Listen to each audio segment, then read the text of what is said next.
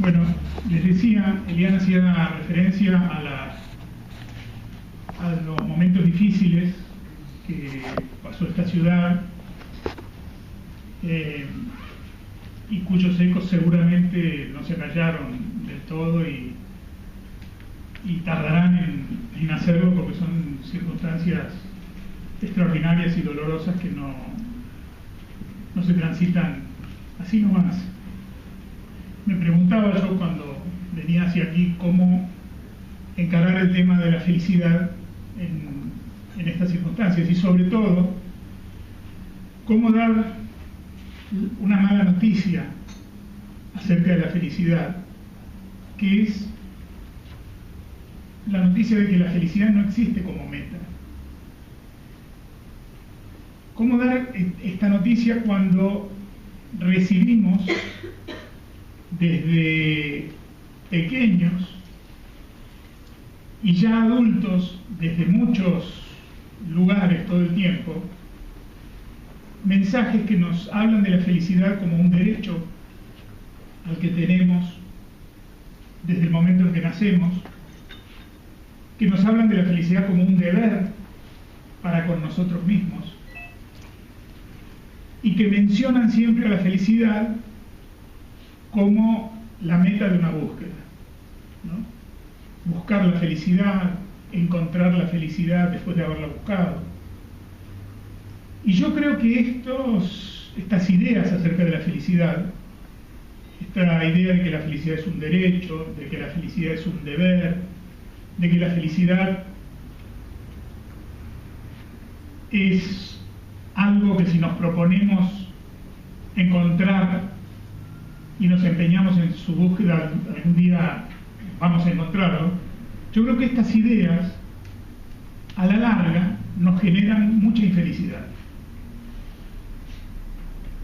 Nos frustran demasiado y nos hacen sospechosos a nosotros mismos, para nosotros mismos, de haber sido ineficaces, de haber hecho algo mal. Nos encontramos muchas veces preguntándonos por qué no somos felices después de todo lo que hemos hecho en procura de la felicidad, o por qué no somos felices si hemos logrado todo lo que hemos logrado en diferentes aspectos. Y yo creo que esa insatisfacción respecto de la felicidad está vinculada con estas ideas. Entonces, esa es la mala noticia.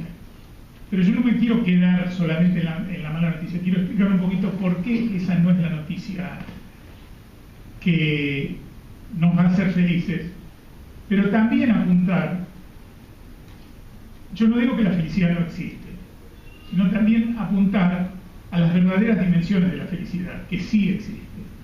Esta es la buena noticia. ¿Por qué digo yo que la felicidad no es un derecho? ¿Por qué pienso que la felicidad no es un derecho? Todos los derechos de una persona son los deberes de otra. Cada vez que invoco un derecho, lo que estoy diciendo es que hay alguien que debe ocuparse de que ese derecho sea atendido. ¿De quién sería el deber entonces? Porque si yo estoy pidiendo que se atienda mi derecho, estoy reclamando que otros cumplan su deber, que es lo que va a dar atención a mi derecho. ¿De quién sería el deber de hacerme feliz? Pues si yo estoy pensando esto, que alguien tiene el deber de hacerme feliz, debe haber alguien por ahí pensando que yo tengo el deber de hacerlo feliz. Porque no nos olvidemos que derechos y deberes, y de paso aprovechamos el tema de la felicidad para explorar un poquito algunas cuestiones que tienen que ver con la moral, no con el moralismo, sino con los valores morales y con los principios con los que vivimos. No nos olvidemos de que derechos y deberes van siempre juntos. Había una filósofa francesa que se llamó Simone Weil, murió durante la guerra muy joven, a los 34 años. No importa, no se preocupen por el nombre, yo simplemente doy el nombre para no apropiarme de una idea que tiene dueña, digamos. Por eso la nombro, porque esta idea es de ella. Simone Weil decía que derechos y deberes van siempre juntos y no hay forma de separarlos, porque si uno separa derechos y deberes, deja de entender qué significan. Porque esto, más allá de los derechos y deberes, tiene que ver con todo en la vida. Todas aquellas cosas que nosotros podemos nombrar y entender, podemos hacerlo porque su opuesto existe. Pasa con el amor, sabemos cuando nos sentimos felices, los momentos de felicidad los reconocemos porque experimentamos momentos de infelicidad. Pasa con el frío y con el calor, para ir a algo mucho más sencillo. ¿Qué sería? ¿Cómo podríamos describir el frío sin el conocimiento del calor y viceversa? Conocemos la luz porque conocemos la oscuridad. Entonces, derechos y deberes forman parte de estos polos complementarios, de estos pares complementarios que están a lo ancho y a lo largo de la vida. Pero decía también Simone Weil que si hubiera que ponerlos en un orden, a derechos y deberes, siempre va adelante deberes. Porque el deber tiene que ver con el otro. Y el derecho tiene que ver conmigo. Siempre que invoco un derecho, es mi derecho. Y generalmente hablamos más rápidamente y más fácilmente de los deberes del otro y de los derechos nuestros. Entonces, ¿por qué en este orden? Porque si el orden es derechos y deberes, me voy a quedar muy embelesado conmigo mismo. Y probablemente una vez que mi derecho sea atendido, me olvide de mis deberes. Entonces, por esto decía Simone Weil, si hay que separarlos y ponerlos en un orden, deberes y derechos. Apliquemos esto a la felicidad. Si yo invoco la felicidad como un derecho, estoy pensando ante todo en mí mismo. Pero hay otro que está invocando su derecho a la felicidad. Y esto ya va a provocar colisiones. ¿Quién cumple primero con su deber para ser primero feliz al otro? Entonces, ¿y si la felicidad fuera un deber que nosotros tenemos para con nosotros mismos? Es difícil, porque ¿dónde está el otro de este deber? Otra vez nos encerramos en nosotros mismos.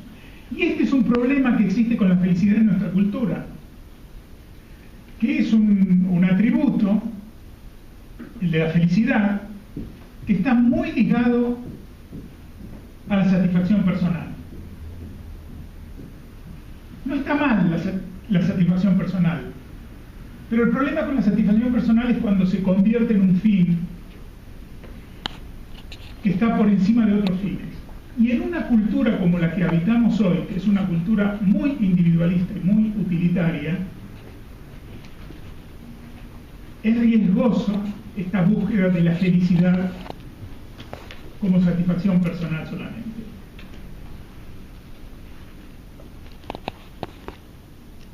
Pienso también que la felicidad no es una meta, porque la veo. Las metas están adelante y son algo a alcanzar. Yo pienso en la felicidad más que como una meta, como una huella. Pienso que la felicidad va quedando como producto de nuestro camino en la vida, de cómo andamos por el camino de la vida, y las huellas que vamos dejando permiten que muchas de esos rastros sean momentos de felicidad. En síntesis, se podría decir, o me animo a decir, que la felicidad es el resultado de una manera de vivir. Uno podría decir, dime cómo vives y te diré si has tenido o no momentos de felicidad. Yo a la felicidad no la veo como sinónimo de placer, de alegría o de diversión, aunque muchas veces aparezca mezclada con estas palabras. La veo más bien emparentada con la palabra sentido. Sentido no de dirección, como el sentido de la calle, sino sentido de la vida. En este momento en el mundo hay 7.000 millones de habitantes. Ninguno es igual a otro. O sea que la diversidad es una característica esencial de los seres humanos. No importa cuántos seamos, somos todos diferentes. Esa diferencia es nuestra riqueza también. Porque en la medida en que nadie es completo, todos somos perfectamente incompletos. Y como nadie es completo, mi incompletud se complementa con la incompletud de otro. Por lo tanto, yo no tengo algunas cosas que el otro sí tiene, y él no tiene algunas cosas que yo sí tengo. Y el hecho de que seamos todos diferentes y todos incompletos nos permite en la convivencia, en el encuentro, en el diálogo, ir accediendo cada uno de nosotros a través del otro y gracias al otro, a experiencias o a miradas que solos, si viviéramos solos o si fuéramos todos iguales, como tornillos que salen de una cadena de montaje, nunca alcanzaríamos. Entonces la diversidad es nuestra fuente mayor de riqueza, por más que a veces nos olvidemos y nos fragmentemos, aceptando solamente al que parece igual a nosotros y rechazando al que no lo es, en materia de pensamientos, raza, ideas, mirada sobre el mundo, etc. Entonces, si hay 7.000 millones de habitantes diferentes, que no son reemplazables uno por otro, y que cada uno es un ejemplar único e inédito, quiere decir, desde mi punto de vista, que cada vida, en la medida en que es diferente, tiene un sentido propio. Más allá del sentido que tiene la vida como fenómeno en general, dado a todos los seres vivientes. Pero más allá de eso, hay un sentido específico de la vida de cada uno. No hay que construirlo. Muchas veces se habla de darle sentido a mi vida. Yo no tengo que darle sentido a mi vida. Mi vida tiene un sentido. Lo que yo tengo que hacer es descubrir el sentido. Si no somos todos iguales, nadie es azaroso. Y hay una razón en la existencia de cada uno. Y hay una vida de plazo para explorar ese sentido hasta encontrarlo, hasta vislumbrarlo. Porque tampoco es que se lo encuentra como en la búsqueda del tesoro. Uno llega a un momento donde encuentra un arcón que cuando lo abre ahí está el sentido y dice, gané, yo a partir de aquí ya no participo más porque ya tengo el sentido y el resto del tiempo de acá en adelante me voy a dedicar a disfrutar de este sentido. No, en la vida hay momentos de sentido, momentos en los que uno percibe el sentido de su existencia. Dice, por este minuto, por este momento, vale la pena que yo esté vivo. ¿Cómo aparece eso? Esos momentos, ¿en dónde se vislumbran los momentos de sentido de la vida? Se vislumbran en la tarea que uno hace. No me refiero solamente a la profesión, el oficio, el empleo, el trabajo puntual remunerado. Me refiero a todas aquellas tareas transformadoras que hacemos, se nos pague o no, porque los seres humanos somos seres transformadores por naturaleza, que necesitamos permanentemente transformar. Transforma el médico la enfermedad en salud, transforma un ingeniero insumos que solos no construyen nada en un puente que une de pronto dos orillas incomunicadas. Transforma una abuela que prepara una torta para sus nietos que la van a visitar esa tarde y dicen que la torta de chocolate de la abuela es la más rica del mundo, porque esos ingredientes separados no son la torta de la abuela, tiene que intervenir esa mano. Transforma el que convierte palabras en textos. Todos los seres humanos transformamos, todo el tiempo. Entonces, en la tarea que hacemos aparecen momentos de sentido, incluso en aquellas tareas que puedan parecer más rutinarias, repetitivas. Si estamos despiertos en la vida y atentos, va a haber un momento de sentido. Y les doy un ejemplo, si se quiere, que debe haber pocos oficios en el mundo con menos marketing positivo que el de empleado público, ¿no? No solo para el que tiene que hacer algún tipo de trámite, sino hasta para el mismo empleado público, que se levanta en la mañana pensando que va a ir a la misma oficina de todos los días, donde cada una de las personas que entre lo viene odiando ya desde su casa, y por lo tanto ya empieza a atender enojado, porque ese que viene es un enemigo. Y del otro lado, el que se levantó para ir a hacer el trámite también ya se levantó enojado pensando que lo iba a perder todo el día por este trámite. Entonces vienen a chocar y a colisionar. Si este mismo empleado público se levantara todas las mañanas diciendo: este es el lugar donde hoy la vida me tiene ubicado, por la razón que fuere. Además, los seres humanos somos tan extraños que una de las razones en un extremo puede ser la vocación y el otro puede ser el azar o la necesidad, pero está ahí. Eso es lo que hace. Si como de todas maneras está ahí y tiene que ir a ese mismo lugar donde va todos los días, si se propusiera quizás decir: bueno, hoy van a desfilar delante de mí, ante mi mostrador van a venir, o ventanilla, van a venir 1000 personas. Yo me propongo solucionar el tema de una, nada más que de una, ¿sí? Y ni siquiera conozco probablemente, y de cuyo nombre no me voy a acordar al final del día, pero mi propósito es que al final de este día una persona tenga resuelto un problema. Me parece que no es escalar el Himalaya, el K2 del Himalaya, que es la montaña más difícil del mundo. No es eso. Y a mí me parece que al final de ese día que empieza de mal humor, puede aparecer, permítanme esto que puede parecer ingenuo, pero yo creo que es posible, puede aparecer una sensación de sentido.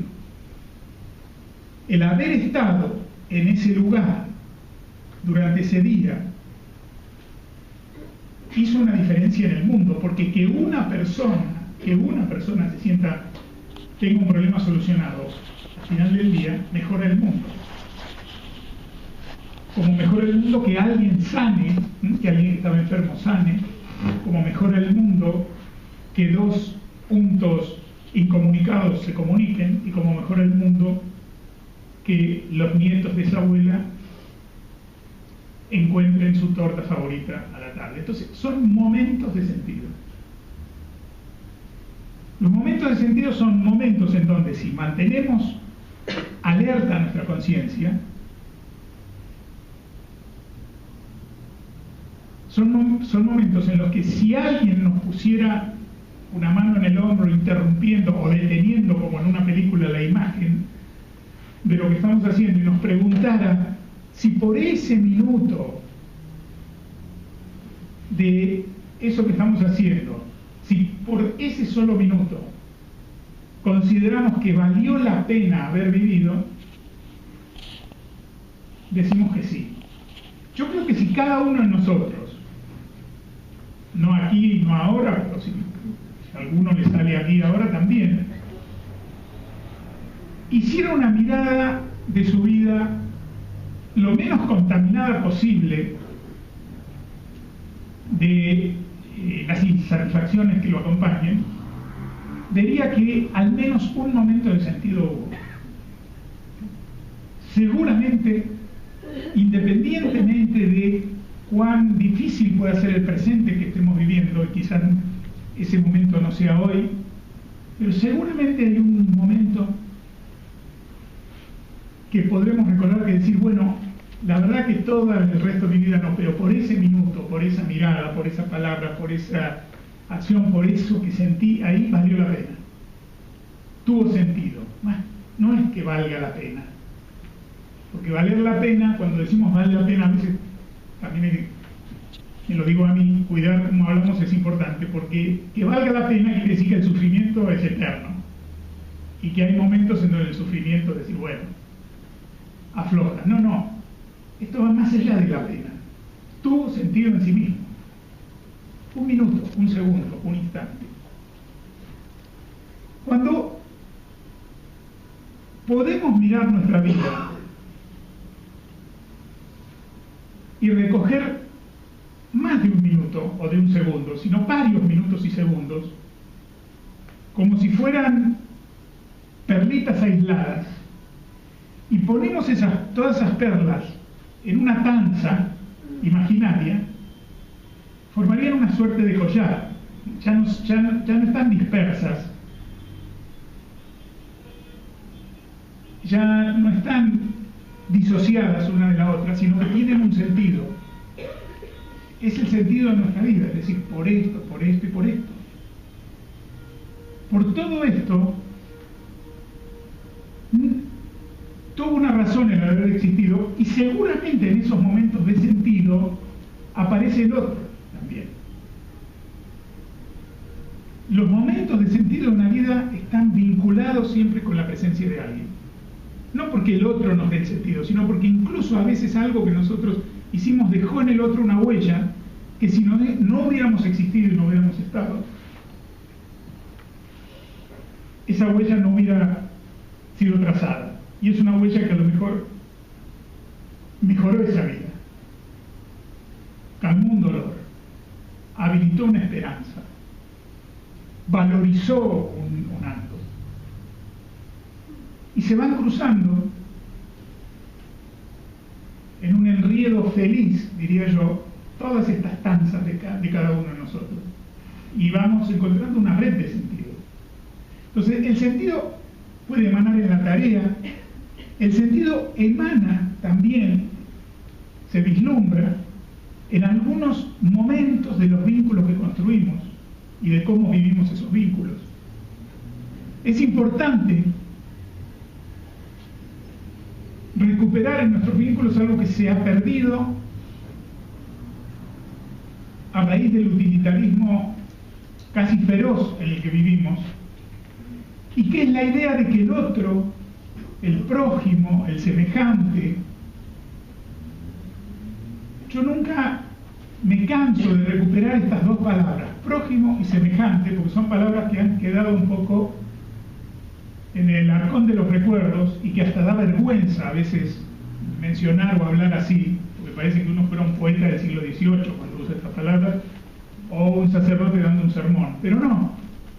En realidad prójimo, ustedes vieron que en México se escribe con X y se pronuncia con J. Prójimo se escribe con J y hay que pronunciarlo con X. Prójimo es el próximo. Ese es el prójimo. Y cada uno de nosotros está rodeado de prójimos, está rodeado de próximos. Y semejante es todo aquel que está hecho de mi misma materia prima. Yo soy un ser humano. Entonces, todo aquel que está hecho de la materia prima, de lo humano, es semejante a mí. Somos como medialunas que salen de una misma panadería, algunas más chicas, otras más grandes, algunas más horneadas, otras menos, algunas levaron un poquito más y otras menos, pero la masa es la misma.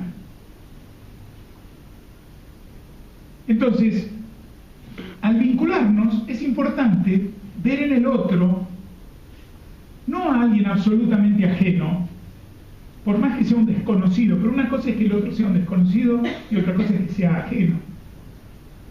Nosotros tenemos más desconocidos que conocidos, porque hay 7.000 millones de habitantes, no se olviden. Pero ajeno no es nadie. Somos parte de un todo, ¿eh? Es como, somos como piezas de un enorme rompecabezas, que si una pieza aislada se cree muy importante porque dice sin mí, el rompecabezas no se arma. Entonces, se considera a sí misma importantísima. Pero lo que se olvida es que fuera del rompecabezas ella no es nada. Vamos a suponer que alguien hubiera armado el rompecabezas sobre esta mesa y al juntar todas las piezas se le cayó una y no se dio cuenta. Y mañana viene alguien de la limpieza y dice, ¿qué es este cachito de plástico que está tirado acá? Y otro le va a decir, no sé, tiralo. Porque si no está en el rompecabezas no significa nada. Ahora, si falta del rompecabezas no se completa el dibujo. Así somos nosotros en el cuadro de los 7.000 millones. Nadie es tan importante que pueda prescindir de los otros, pero todos tenemos en el conjunto algo que aportar. Esta noción se quiebra cuando empezamos a ver al otro en función de si me sirve o no me sirve, si me conviene o no me conviene, para cualquier tipo de vínculo, pareja, amistad, sociedad de cualquier tipo. Cuando empezamos a pensar en estos términos, algo grave empieza a pasar en la sociedad en la que vivimos, en la comunidad en la que vivimos, en la familia de la que somos parte. No estamos obligados, porque al amor no se accede por obligación, no estamos obligados a amar a todo el mundo, pero sí tenemos una obligación humana, moral, que es respetar a todos. Respetar. El amor es una construcción que requiere tiempo, que es siempre un punto de llegada y no un punto de partida, al que se llega a través de experiencias compartidas, buenas y malas, duras y fáciles, construyendo una historia común. Al amor se llega, hay que participar. Es como la felicidad. No regalan amor hecho en ningún lugar. Pero el respeto sí es un punto de partida para la construcción de cualquier vínculo humano. En la forma en que nosotros nos vinculamos, aparecen también momentos de sentido de un vínculo. Pero es cuando se encuentran, por la razón que fuere y por el tiempo que sea, dos personas que se están mirando el uno al otro como fin y no como medio. También emana el sentido en el modo en que somos consecuentes con los valores en los que creemos y con los principios con los cuales estamos dispuestos a vivir. Porque vivir con principios y vivir con valores morales, tienes momentos de enorme dificultad. Y estos son tiempos en que muchas veces, yo supongo que a muchos de ustedes habrá pasado, dudar incluso del sentido que tiene ser coherente con ciertos valores cuando uno percibe o cree que es el único que está dispuesto a sostenerlos mientras toda la corriente viene en contra. Pero justamente por eso son valores, por eso valen. Es decir, si no serían modas o tendencias. Si todos vamos para el mismo lado, cantando alegremente y no hay ningún esfuerzo en eso, no hay que probar nada, no hay que someter nada a prueba, sería una moda o sería una tendencia. Los valores a veces están contra las modas y las tendencias.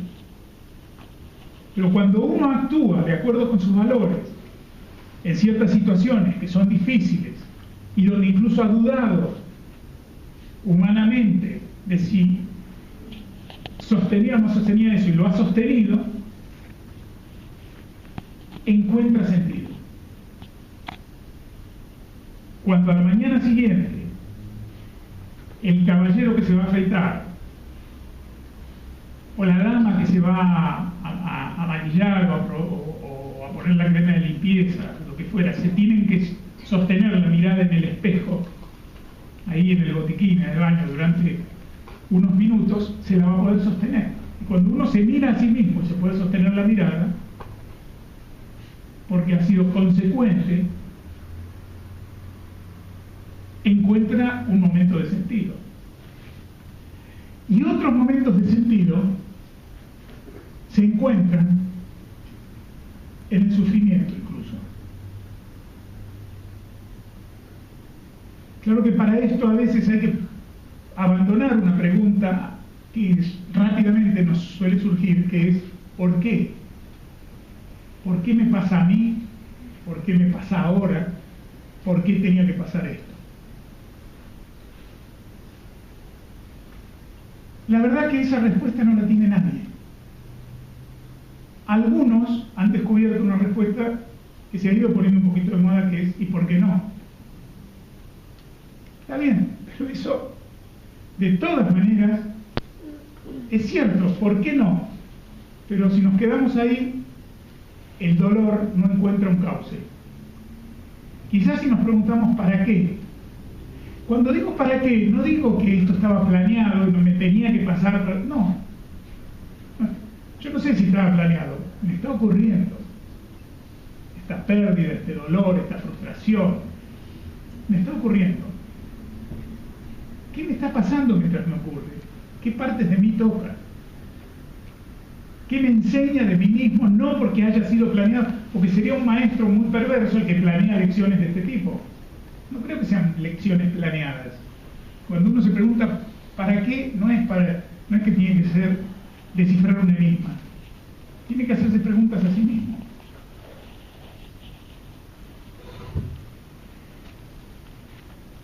Dice una escritora y terapeuta que se llama Elizabeth Lucas, que es una de las discípulas más cercanas que tuvo Viktor Frankl. Viktor Frankl, el autor del Hombre, Mujer, Sentido, un gran médico, terapeuta y pensador suizo que trabajó mucho el tema del sentido. Dice ella que ante la tumba de su madre, un chico de 16 años puede maldecir al destino, maldecir a los astros, maldecir a Dios incluso, por haberle quitado a su madre tan tempranamente en la vida, o puede agradecer haberla tenido en los años de su infancia, cuando la necesitaba como nunca y cuando era una vida que comenzaba y necesitaba ese tutor. La muerte de la madre no cambia por eso, ¿no? Sigue habiendo perdido a su madre a los 16 años. Dice Elizabeth Lucas, un hombre de 50 años al que se le diagnostica una enfermedad gravísima y probablemente terminal, podría también empezar con las maldiciones, o podría agradecer haber vivido 49 años sano de esa enfermedad.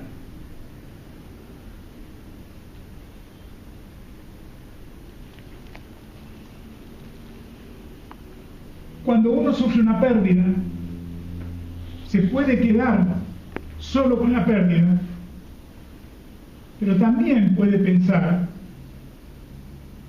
que el dolor de la pérdida es proporcional al amor que pudo llegar a sentir. Si se siente todo ese dolor, es porque hubo una igual cantidad de amor.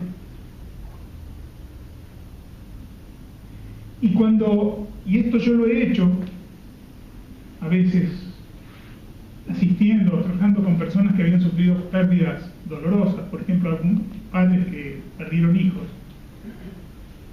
Y ante una pregunta difícil de hacer, que es, si tuvieran la posibilidad de volver a vivir,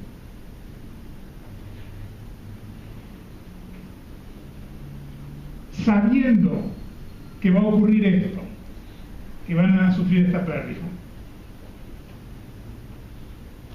O se les proporcionara la posibilidad de vivir otra vida completamente diferente en la cual este hijo no hubiera estado presente, no hubiera existido. Si les pregunta qué elegirían, de cada 100 personas, 99 y media contestan que elegirían volver a vivir la misma vida, volver a tener ese hijo amado, y agradecerían por haberlo tenido durante el tiempo que lo tuvieron. Eso es sentido en el sufrimiento y sentido en el dolor. La vida,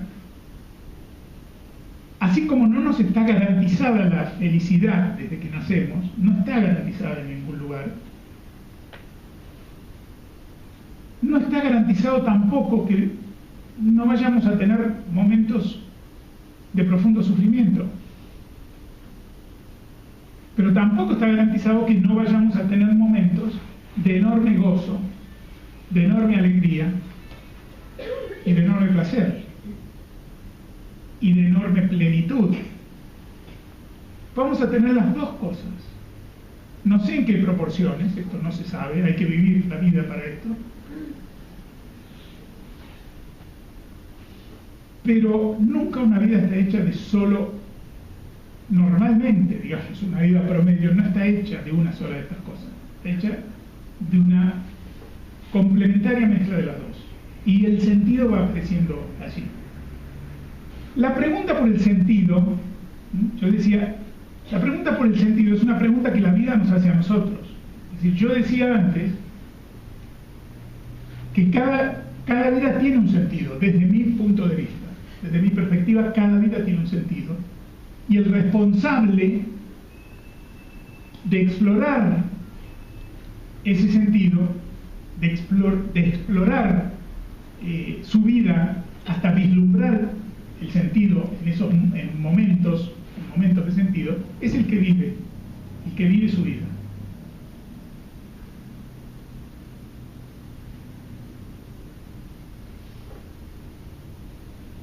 Esa exploración es una respuesta a una pregunta que la vida misma nos va haciendo permanentemente, nos va repitiendo la pregunta.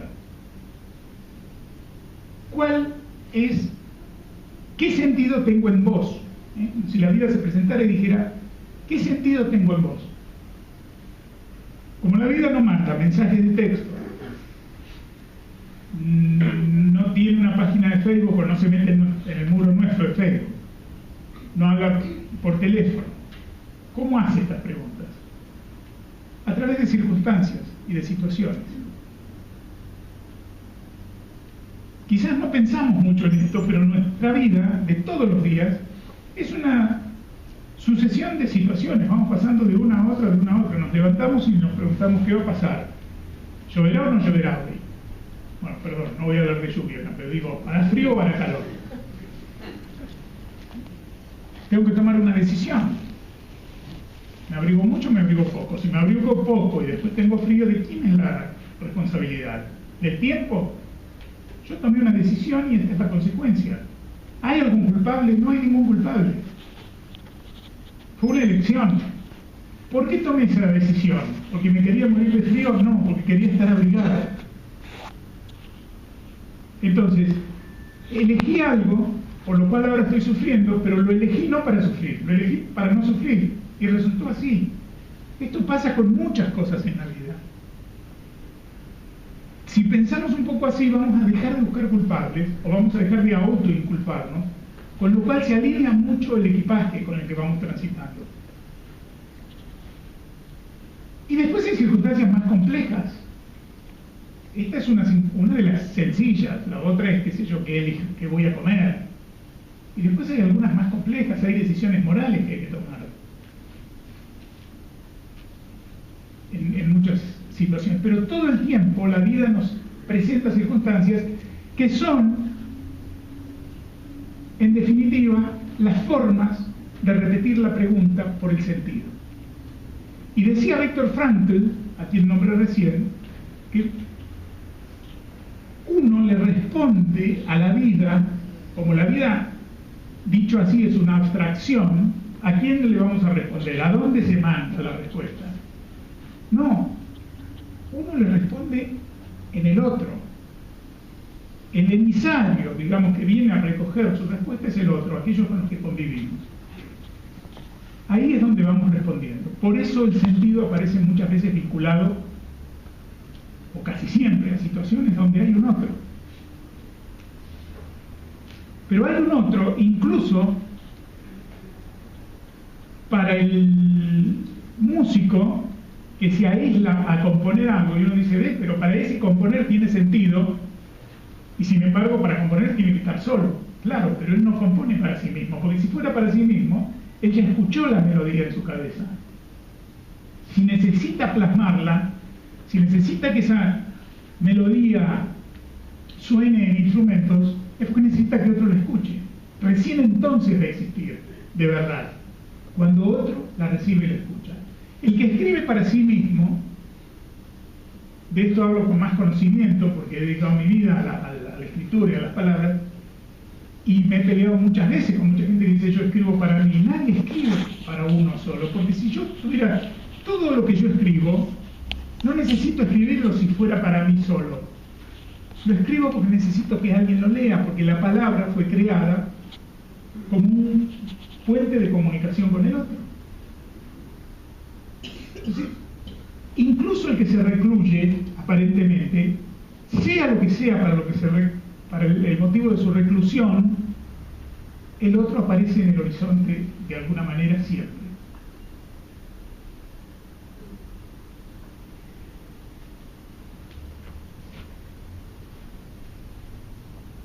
Ahí es donde se va, entonces, se van plasmando estos momentos de sentido. ¿Por qué me detengo tanto en el tema del sentido? ¿No? Y en esto de que decía Frankl que uno, en definitiva, responde a través del otro. Cuando decimos ser responsable, responsabilidad es una palabra que viene de responder. De ahí deriva. No deriva ni de deber, ni de obligación, ni de carga, que es con lo que habitualmente nosotros rápidamente la asociamos, ¿no?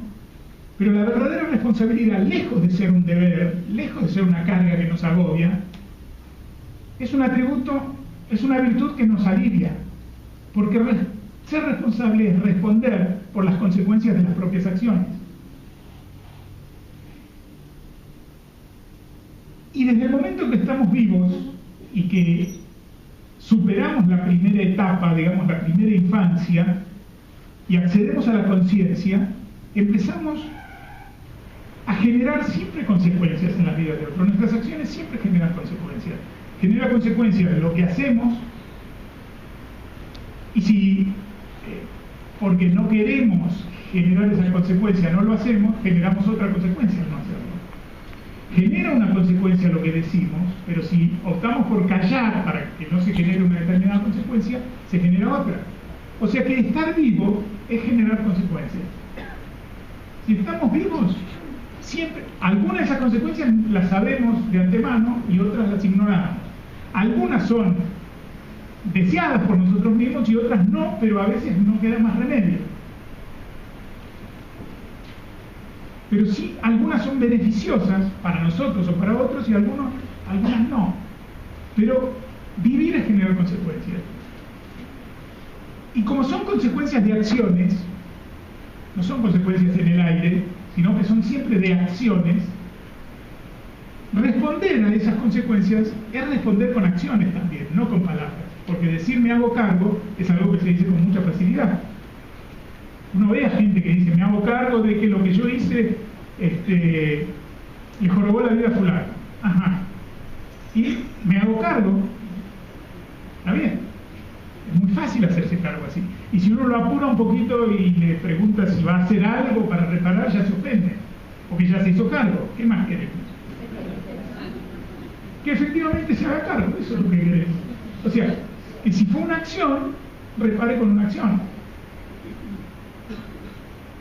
Eso es ser responsable. ¿Por qué digo que la responsabilidad nos alivia en el equipaje? Porque si yo voy a actuar responsablemente, si este es el principio que adopto en mi vida, siempre voy a poder elegir mucho más que que de lo contrario. ¿Por qué? Porque me voy a hacer cargo. Yo me voy a hacer cargo.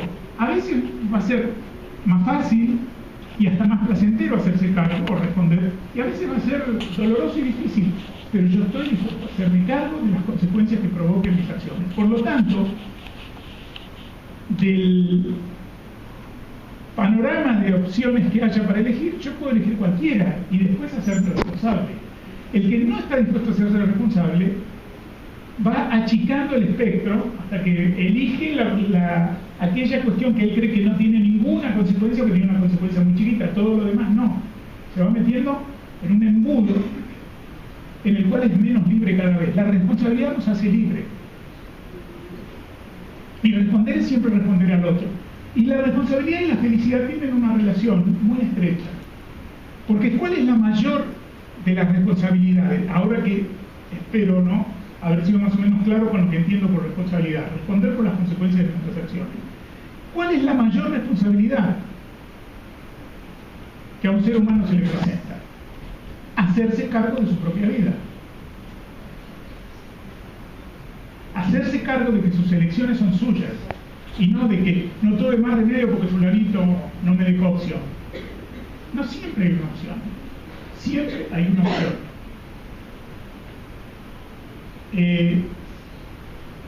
Cuando no hay ninguna opción, porque hay situaciones en las que no hay nada para elegir, queda, sin embargo, una opción última que está siempre, que es cómo vivo yo, cómo elijo yo, porque elijo yo enfrentar una situación en la que no hay opciones.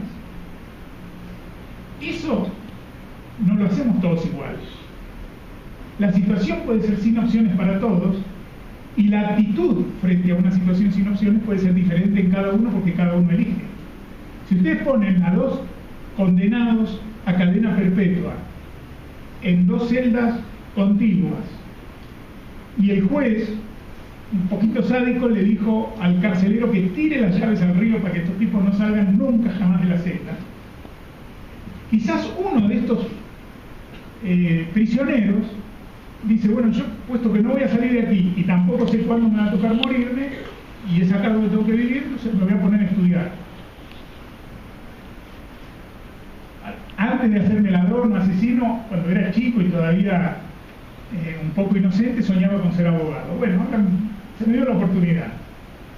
Acá ya no tengo que salir a robar para vivir, ni a matar para vivir, como era mi esposa antes, y como no voy a salir de acá, ahora voy a estudiar.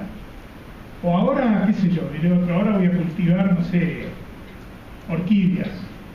Que hay que tener paciencia y me voy a hacer un orquidiario aquí adentro de la celdita, no sé. Y el de al lado, quizás, elige suicidarse, como sea, morir de hambre, pegarse calzazo contra la pared, pasarse el día maldiciendo. La situación es la misma y no hay opción para ninguno. Pero hay esto que otro gran terapeuta humanista que se llamaba Rollo May llamaba la libertad última. Él hablaba de dos tipos de libertad. La libertad primera es la libertad que tiene un chico, no tiene obligaciones, un chico antes de la edad del jardín. Está bien que pronto vamos a tener salitas de 6 meses, de 6 días o de 2 semanas, pero mientras tanto, aún en esas 2 semanas previas, es libre, digamos.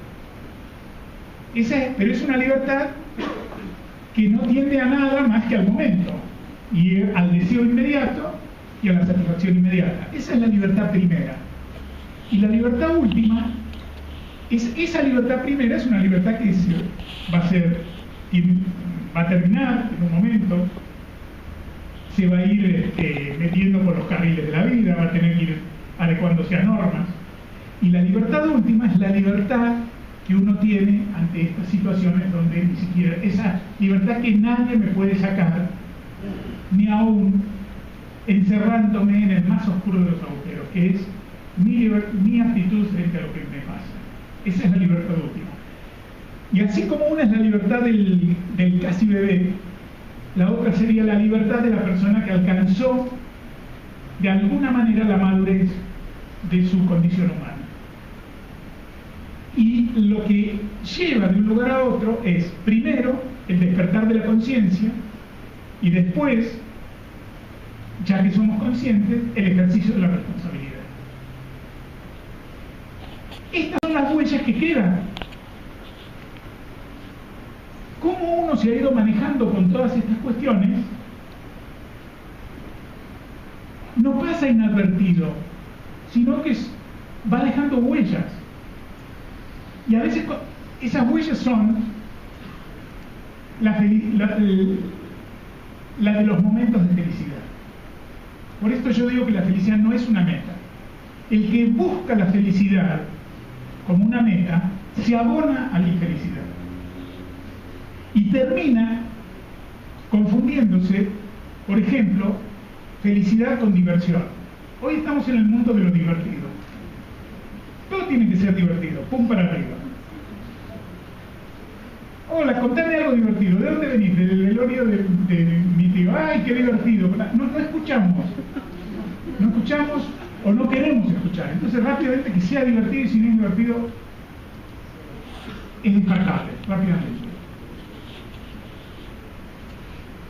No está mal divertirse, pero hay que tener cuidado en confundir eso con felicidad o el placer. El placer tiene un objeto que lo produce. Cuando digo objeto no me refiero solo a objeto material, porque a veces en la búsqueda del placer uno convierte en objeto de placer a personas también. Ahora, el tema con el placer es que pide más placer. Cuando el placer se agota, busca renovarse con más placer. A veces hay que subir la dosis de lo mismo. Pero eso no es necesariamente felicidad, al contrario, eso a veces es una especie de analgésico contra el dolor que produce el vacío que va dejando la postergación de la pregunta por el sentido. A la medida que nosotros vamos postergando, nunca nos conectamos con él, o no entendemos que la vida nos está haciendo y repitiendo la pregunta todo el tiempo, no es que la pregunta desaparece, sino que donde aparecían a veces lucecitas de sentido se va generando un vacío, el famoso vacío existencial, la búsqueda existencial, etc. Y muchas veces al dolor de este vacío, en lugar de responderle con exploración de sentido, lo respondemos con enormes dosis de diversión rápida. Yo me puedo reír muchísimo si me hacen cosquillas. Soy cosquilloso en algunos lugares. Si la persona acierta con el lugar de mi cuerpo en el que tengo cosquillas, me puedo reír muchísimo. Ahora, ¿soy feliz en ese momento? ¿Me estoy divirtiendo? No, estoy respondiendo a un estímulo que lo que provoca es risa. Pero en cuanto cese el estímulo, va a cesar mi risa. Un poco la diversión respecto de la felicidad es eso. Diferente es cuando yo, incluso solo, estoy sentado, conectado con algo que quizás se me está ocurriendo crear, o recordando algo que viví con alguien, y de pronto aparece otra persona y me ve con una enorme sonrisa en la cara. Esa es una sonrisa de felicidad. Lo otro es la risa por la cosquilla. Entonces, muchas cosas, hay mucho ofrecimiento de cosquilla en la cultura de hoy. Pero cuanto más veces compramos cosquillas, más postergamos el encuentro con la felicidad. Porque la felicidad es algo que uno encuentra, pero no necesariamente porque uno la busca. Más bien cuando no la busca. Había una escrita, no sé si ustedes recuerdan la película La Edad de la Inocencia, es una película de hace unos años, ¿no? Con Daniel Day-Lewis y Uma Thurman. Bueno. La autora de la novela de esa película se llamaba Edith Wharton, era una escritora estadounidense que murió a principios del siglo XX. Y ella dice una cosa muy bella sobre la felicidad.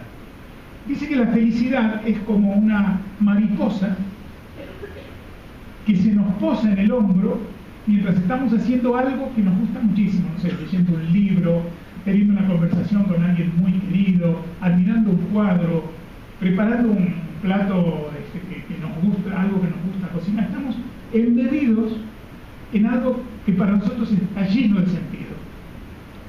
No es que lo estemos haciendo porque tiene sentido. Tiene sentido porque lo hacemos. Y lo estamos haciendo y tiene enorme sentido. En ese momento es como si miráramos y se posó una mariposa aquí. Bellísima.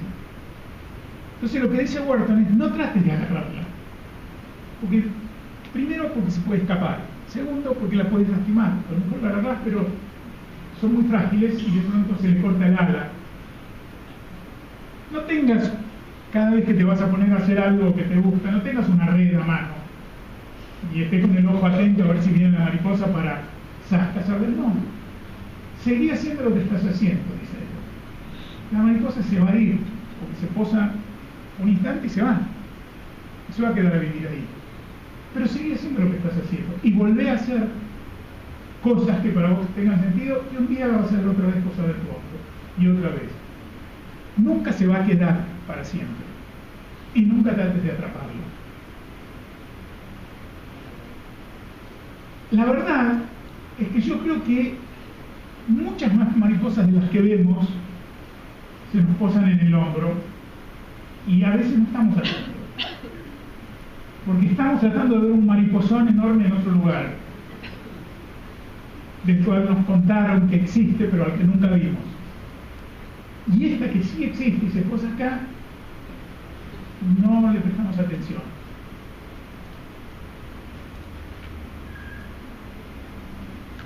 Cuando yo digo que la felicidad es una huella, nadie, cuando marcha por un camino, pone sus pies sobre sus propias huellas que ya están puestas ahí. No es que alguien siembra la huella y después nosotros vamos poniendo los pies y llegamos. En realidad las huellas van quedando siempre detrás. Adelante no hay nada. Adelante, caminante no hay camino, como decía Antonio Machado. Esto pasa con la felicidad. A veces nosotros queremos caminar hacia ella por huellas prediseñadas. Buscamos fórmulas, nos ofrecen fórmulas.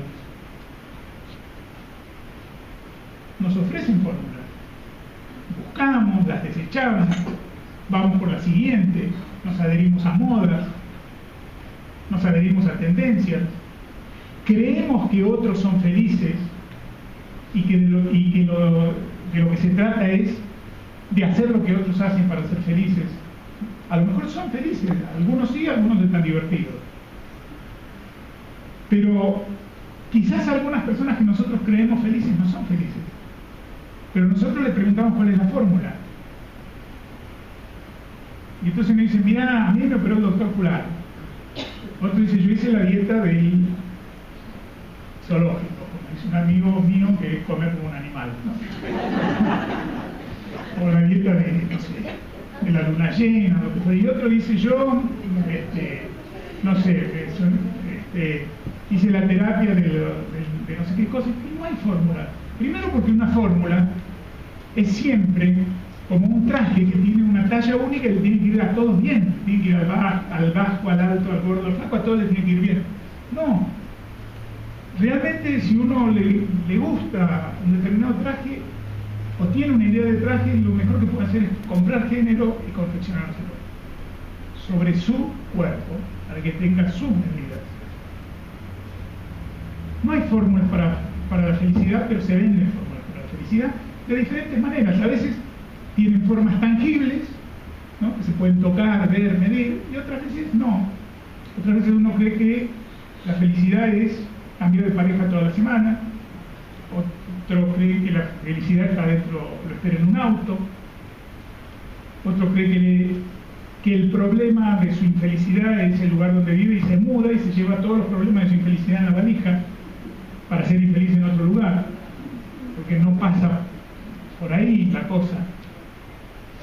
Entonces, estemos en donde estemos y en las condiciones que estemos, yo creo de lo que se trata es de cómo vivimos nuestra vida. Y la felicidad es un resultado. Si esto los decepciona, porque no es una fórmula,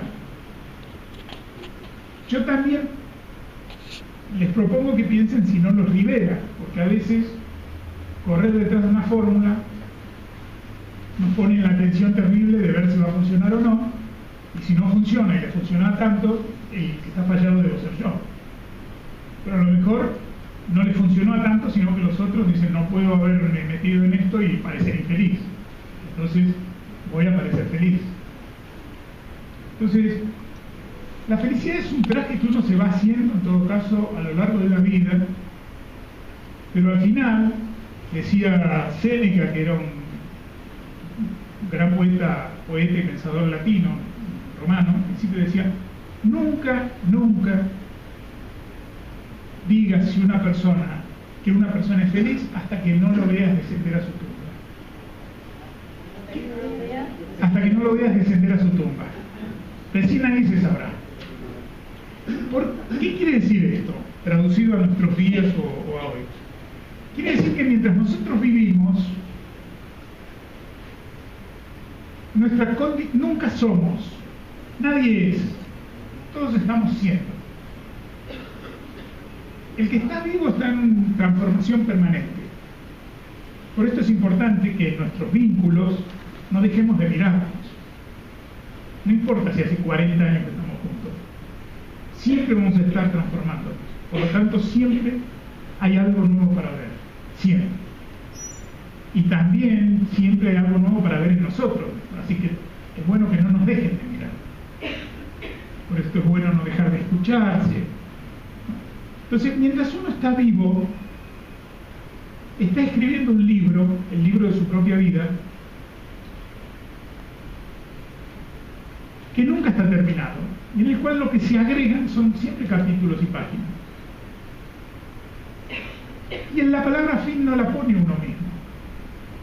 La palabra, en todo caso, la pondrán otros cuando digan lo que fuimos. Otros van a decir lo que fuimos. Nosotros estamos siendo. Cada uno de nosotros está siendo. Y mientras está siendo, hace cosas. Pero es importante no confundir eso que hacemos con lo que somos. Yo no soy escritor, yo escribo.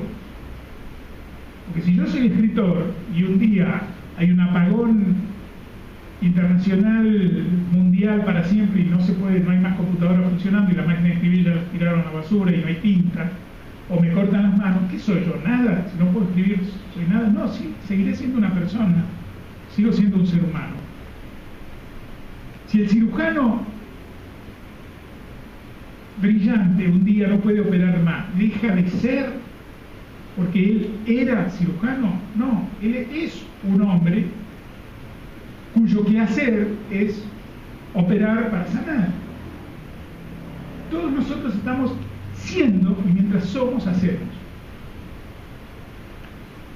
Y nunca terminamos de ser mientras estamos vivos. Entonces, si somos o no somos felices, lo dirán otros. Si lo escucharemos o no, es un gran misterio.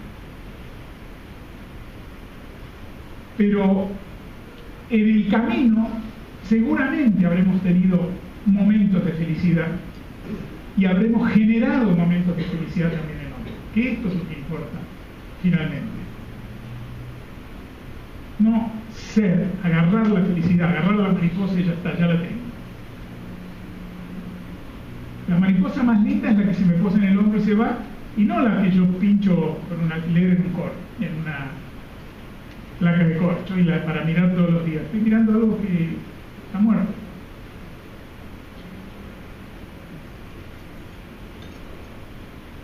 Entonces, bueno, esta es la buena noticia, que los momentos de felicidad existen, que somos responsables de ellos y que las huellas de cada persona son inconfundibles. Mi zapato siempre va a ser más chico, más grande, más ancho, más delgado si lo meto en la huella de otro. Mi huella la voy a generar siempre yo y va a ser inconfundible. Y la felicidad de cada uno es una felicidad intransferible como es uno mismo. Y los momentos de felicidad de cada uno son derivaciones de la responsabilidad con que cada uno se ha hecho cargo de su propia vida. Seguramente que hay más momentos de felicidad donde hay menos culpa, donde hay menos transferencia hacia otros, donde hay menos reproche porque otro no cumplió el deber de hacerme feliz. Seguramente, cuanto más liviano es el equipaje, cuanto menos cosas que no necesitamos hay en ese equipaje, más espacio hay para los momentos de felicidad. Ahora bien, como yo hablé del otro bastante aquí, y quiero ser consecuente con eso, me gustaría que aprovechemos este encuentro, como también lo hicimos el año pasado, recuerdo, y lo recuerdo con mucha satisfacción, y además porque algunas ideas me quedaron picando y me ayudaron a seguir pensando. Me gustaría que aprovechemos que estamos aquí juntos en este encuentro y que practiquemos algo que hoy en día es muy necesario, que es el diálogo, la posibilidad de expresar, preguntar, decir, de opinar, oponer. Y a eso los invito. Ustedes han tenido suficiente paciencia de esperar antes, han tenido la enorme y maravillosa paciencia de escuchar ahora, para que esto no sea solamente una bajada de línea, que no quiero que lo sea, sino que lo que yo he compartido con ustedes son mis ideas, mi experiencia, lo que me ha ido pasando y lo que yo he ido transitando. Pero si les parece, los invito a que